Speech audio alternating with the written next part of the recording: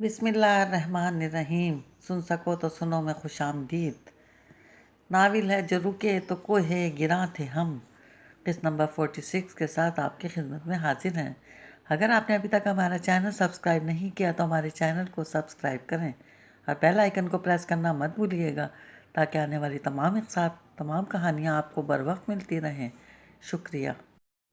تم نے اپنے لیے ایک مشکل فیصلہ کر لیا ہے مہانور، فاطمہ نے پریشان ہوتے ہوئے کہا۔ پوری زندگی اتنی آسانیوں میں بھی تو گزاری ہے فاطمہ خالہ۔ مہانور کے چہرے پر ایک بے بس سی مسکراہٹ تھی۔ میں نہیں جانتی تھی کہ تم سعد کے لیے اتنی سنجیدہ ہو، ورنہ میں اس سے یہ بات ضرور کرتی۔ مجھے اندازہ تو ہو جاتا کہ وہ تمہارے لیے کیا سوچتا ہے۔ آپ نے اچھا کیا کہ اس سے ایسی کوئی بات نہیں کی، کیونکہ میں خود بھی نہیں جانتی کہ میں اس کے لیے کس وجہ سے سنجیدہ ہوں۔ میں اس کے معاملے میں خود کو اتنا انوالو کیوں پاتی ہوں؟ مہانور نے کہا۔ جہاں تک مجھے علم ہے، جو بیقراری میں تم میں دیکھتی ہوں اسے محبت کہتے ہیں۔ فاطمہ نے صاف گوئی سے کام لیا۔ محبت تو ایک لفظ ہے فاطمہ خالہ، اور یہ تو کسی کو کسی سے بھی ہو سکتی ہے۔ ماں باپ کو اولاد سے، مرد کو عورت سے، انسان کو جانور سے۔ محبت تو ایک کامن ناؤن ہے جسے کوئی بھی کہیں بھی اپنے جذبے کی وضاحت کے لیے استعمال کر سکتا ہے۔ مہانور کی بات پر فاطمہ کو حیران کرنے کے لیے کافی تھی۔ مہانور سے اتنی گہری بات کبھی بھی توقع نہیں کر سکتی تھی، تو پھر یہ محبت سے بھی آگے کا کوئی جذبہ ہوگا۔ انہوں نے بے ساختہ کہا تھا، ایک پراپر ناؤن، عشق وغیرہ۔ عشق، مہانور نے اس لفظ کو دل میں دہرایا، ویسے جیسے ایک دھکا سا لگا۔ آواز میں سوز کا راز، عشق سے یاد آیا، عشق آتش لائی ہے، اوکھے پنڈے لمبیاں راواں عشق دیاں۔ یہ پراپر ناؤن اس کے اور سعد کے تعلق کے دوران کتنی بار آیا، کتنی بار دہرایا گیا تھا؟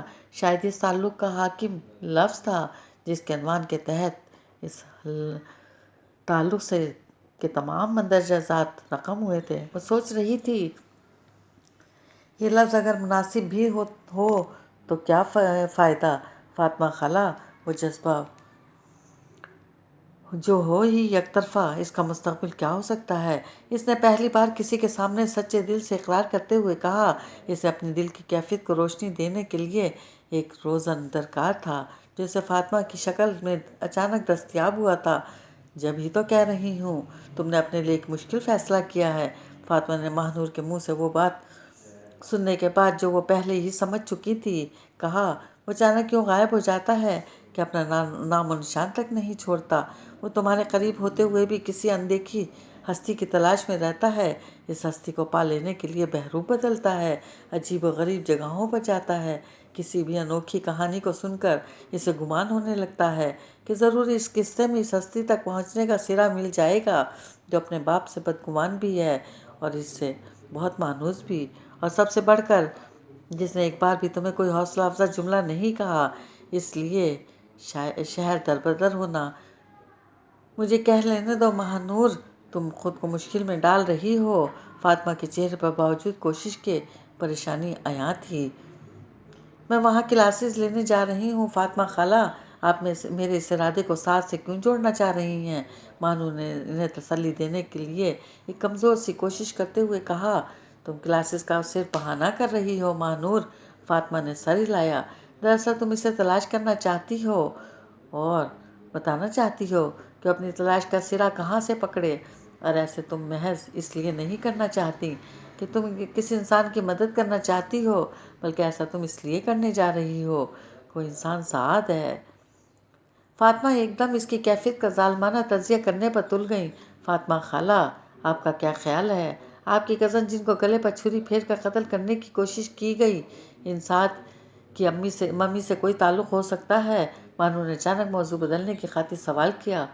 وہ ہر صورت کڑوے سچ سے فرار حاصل کرنا چاہتی تھی۔ اللہ جانے، فاطمہ نے سر ہلایا۔ سعد ایک بڑے بزنس مین کا بیٹا ہے، تمہارے بقول، اور شہناز کوئی ایسی نامور گلوکارہ تو تھی نہیں کہ اس کے حلقہ احباب میں ایسی کوئی خاتون پائی جانے کا امکان ہوتا جس سے سعد کے والد کا تعلق بنانا پسند کرتے۔ سعد کے بقول سعد کے والد اس کی ممی کو میراسن کا لقب دیتے ہیں، مہانور نے کہا۔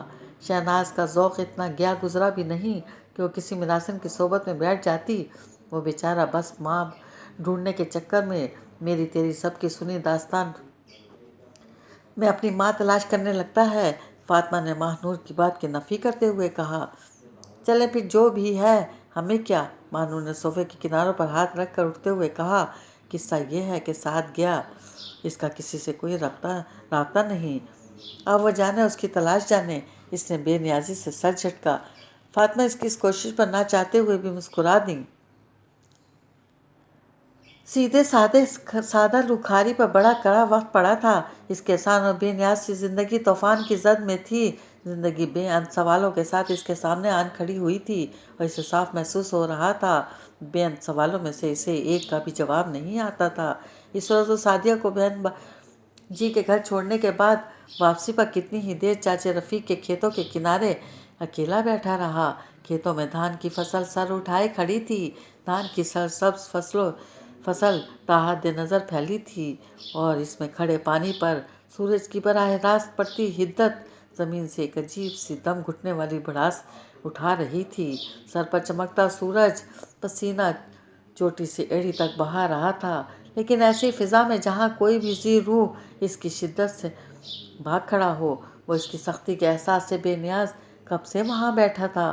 مجھے نہیں پتا کہ میں کون ہوں، نہ مجھے پتا میرا آنے والا وقت کیسا ہے۔ اوپر سے سعدیہ اور بہن جی کی باتوں کا بوجھ بھی میرے کندھوں پر آن پڑا۔ وہ کھیتوں میں ٹھہرے پانی پر نظریں جمائے سوچ رہا تھا، مجھے کیا خبر تھی کہ بہن جی اور مولوی جی جیسے سیدھے سادے بندوں کے آگے پیچھے اتنے گنجل ہوتے ہیں کہ ہاتھ تھک جائیں گنجل نہ کھلیں۔ اس نے افسوس کے اظہار کے طور پر سر جھٹکا۔ بیچاری سعدیہ کا بھی کیا قصور ہے؟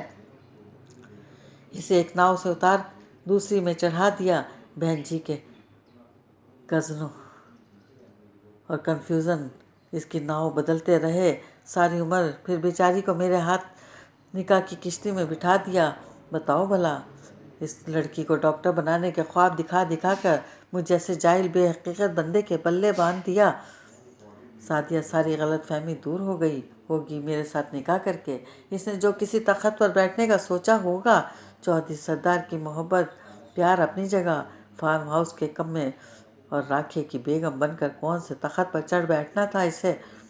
سچی بات ہے، یہ جو بڑے لوگوں والے کنفیوژن ہوتے ہیں غریب بندے کو بھاری ہی پڑتے ہیں، اور میرے جیسے عقل سے پیدل بندے تو ان میں پھنس کر اپنے ہانسے ہی بھول جاتے ہیں۔ اس نے چہرے پر چمکتے پسینے کو شانے پر رکھے رومال سے پونچھتے ہوئے سوچا، چلو میں تو سب کو پتا ہے کہ گواچا بندہ ہوں، ان کو دیکھو سعدیہ باؤ کو، وہ اتنے امیر ہو کر بھی مجھ سے بھی زیادہ گواچے ہیں۔ ان کو خبر ہی نہیں کہ ان کی ماں جو انہوں نے کبھی دیکھی ہی نہیں، اس کے ساتھ کیا ہوا، بیچاری نے کیسی زندگی گزاری۔ اب پتہ نہیں انہوں نے کبھی اپنی ماں کے بارے میں سوچا بھی کہ نہیں، لیکن اگر سوچا ہوتا تو کیا سوچتے ہوں گے؟ شاید سمجھتے ہیں کہ ماں میری کب کی مر گئی، عید شب رات پر اس کی فاتحہ دعا کرتے ہوں گے۔ جو ان کو پتہ چلے کہ ماں بیچاری کے ساتھ کیا کیا گزری تو کبھی سکون کی نیند نہ سوئیں۔ رب سونے کی قسم، اس میں پرتقین انداز میں سر ہلایا۔ سچی بات تو یہ ہے کہ جب سے بہن جی کی بات سنی ہے اور جب سے سعدیہ کی بات سنی ہے، مجھے بھی دن رات ساری باتوں کے ساتھ ساتھ یہ خیال بھی آتا ہے کہ میری بھی تو کوئی ماں ہوگی، میں کوئی آسمان سے تو نہیں گرا۔ اللہ جانے میری ماں زندہ بھی ہوگی یا نہیں، وہ کیسی ہوگی، کہاں رہتی ہوگی، میں اس سے کدھر اور کیسے گم ہو گیا۔ جب گم ہوا ہوں گا تو اس نے کدھر کدھر مجھے نہ ڈھونڈا ہوگا۔ میرے اور بھی کوئی بہن بھائی ہوں گے جو اکٹھے رل مل کر رہتے ہوں گے، کوئی ابا بھی ہو شاید کہیں۔ اس کی کھلی آنکھیں ایک خاندان کے تصور میں دیکھنے لگیں۔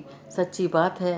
کچھ دیر بعد اس نے سر جھٹکا، کنفیوژن ہی کنفیوژن ہے، میں تو اپنے ہانسے مذاق ہی بھول گیا ان میں پھنس کر۔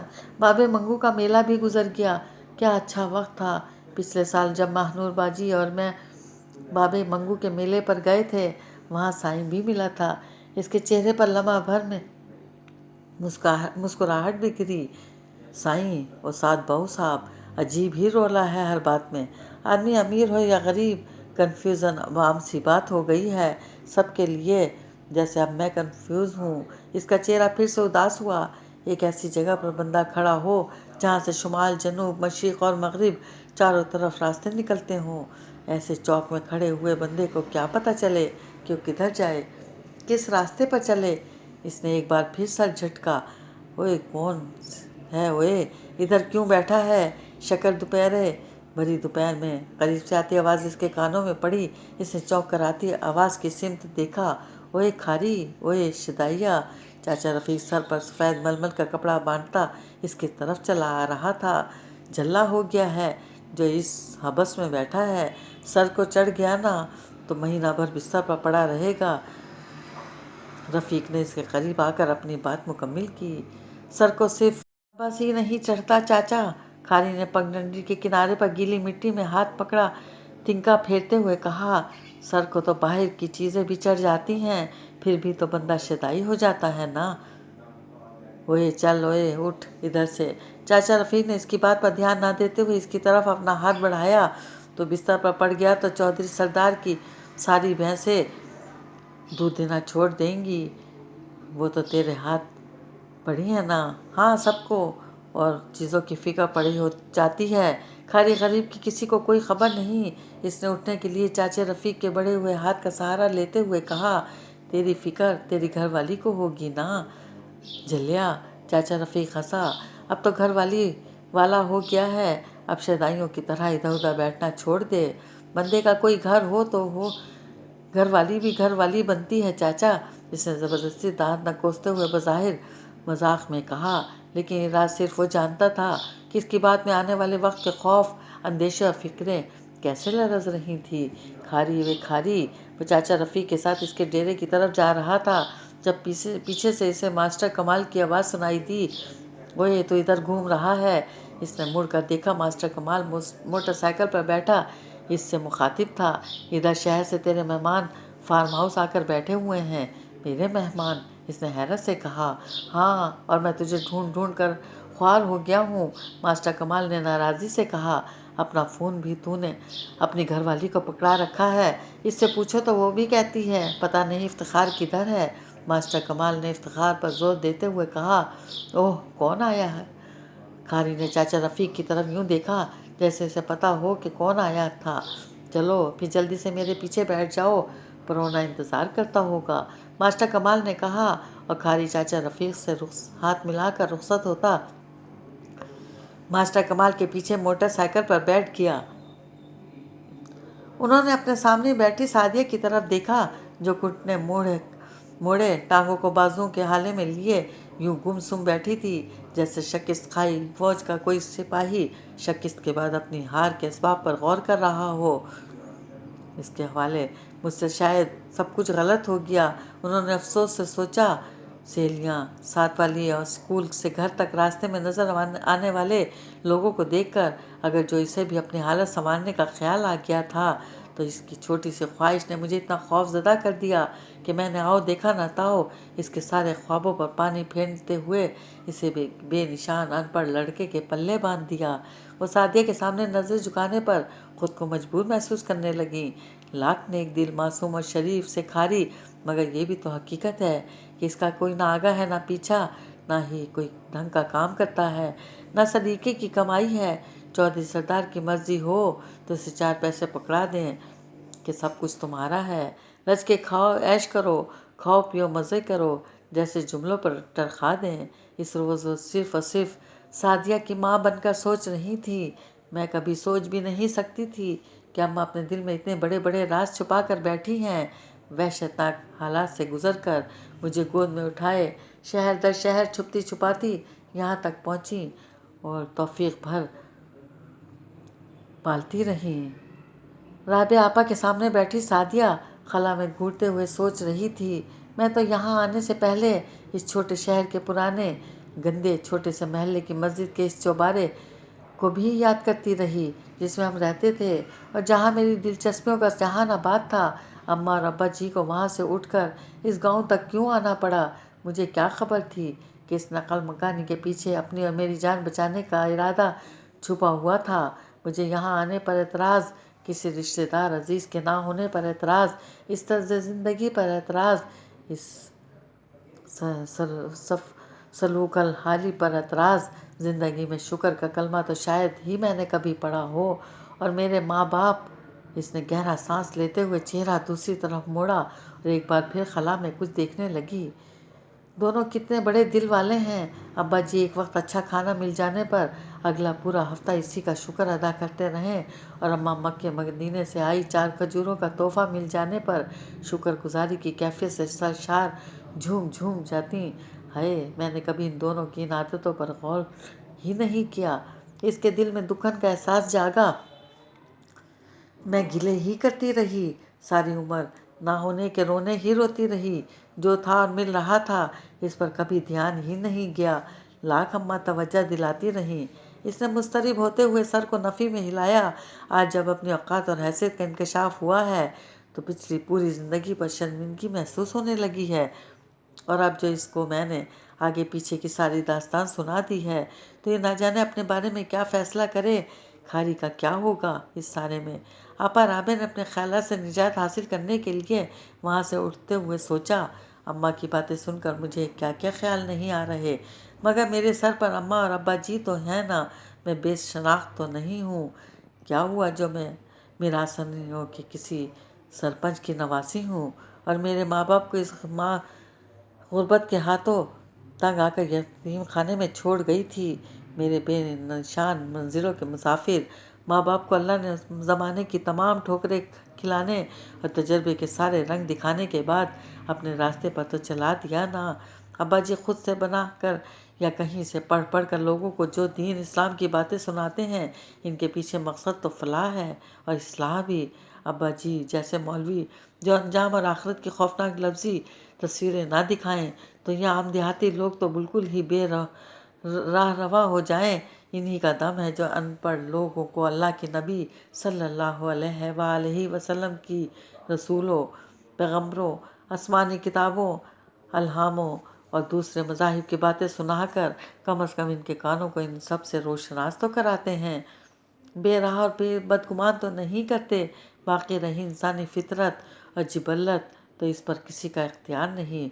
गुर्बत के मारे तंग आकर यतीम खाने में जमा करवाने वाली माँ का बेटा सदियों और नस्लों की भूख ही तो मिटाता रहेगा जब भी दस्तरखान पर बैठेगा।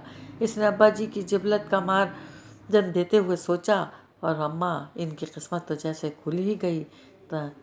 ताजे मिरासी की बेटी तमाम उम्र बधाइयाँ और दुआइयाँ ना देती रहती तो और क्या करती, लेकिन अपनी सेहरी के घर इत्तफाकन पहुँच जाने और इसके खिदमत गुजारी में दिन गुजारने ने अम्मा को कैसे कैसे असबाग पढ़ा दिए। अम्मा की सहेली भी क्या नसीब लेकर पैदा हुई होगी। इज्जतदार घराने की माँ, जायदाद की वारिस, इतनी पढ़ी लिखी लड़की, और किस्मत देखो सारी उम्र पुराने महल्ले के 3 कमरों के मकान में गुजार दी। ज़िंदगी की तमाम तरक्कियाँ देखीं और सही, और इनको सहते सहते तवक्कल, गना, फ़िक्र और सब्र के दर्स पढ़ डाले। ना सिर्फ खुद पढ़े बल्कि अम्मा को भी पढ़ा दिए। अम्मा की किस्मत बेसिन मुसाफिर की कैसे सिंध मिल गई सहेली के तुफैल। मगर खारी, इसका ध्यान फिर से खारी की तरफ चला गया। इस बेचारे को तो ये भी पता नहीं कि ज़िंदगी का जो सफ़र वो तय कर रहा है वो सफ़र है जिसमें जब भी वो मुड़ कर पीछे देखेगा इसे अपना कोई नज़र नहीं आएगा। इसे झुरझुरी सी आ गई। देखो अब इसके और खारी के रिश्ते का बनता क्या है। हैंडपम्प चलाकर शफाफ पानी से वज़ू करती राबिया सोच रही थी। अम्मा ने जो सबक पढ़ा, अगर मैं आज इसके अली बे की गर्दान सीखना शुरू कर दूं तो कितना वक्त लगेगा पूरी तख्ती सीखने में।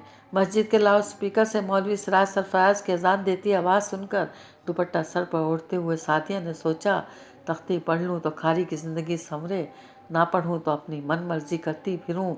ना इस सूरत रोक टोक ना इस सूरत वो अपनी जगह से उठी और हैंडपम्प के करीब रखी नीची चौकी पर चप्पल उतार कर बैठ गई। पंप की पट्टी चलाने पर पंप के मुंह ने ठंडा पानी मीठा पानी उगला। अशहदु अन्ना ला इलाहा इल्लल्लाह व अशहदु अन्ना मुहम्मदुर रसूलुल्लाह। सादिया कुलसुम इस ठंडे साफ मीठे पानी से वज़ू करने के बाद ज़ेर लब इकरार कर रही थी।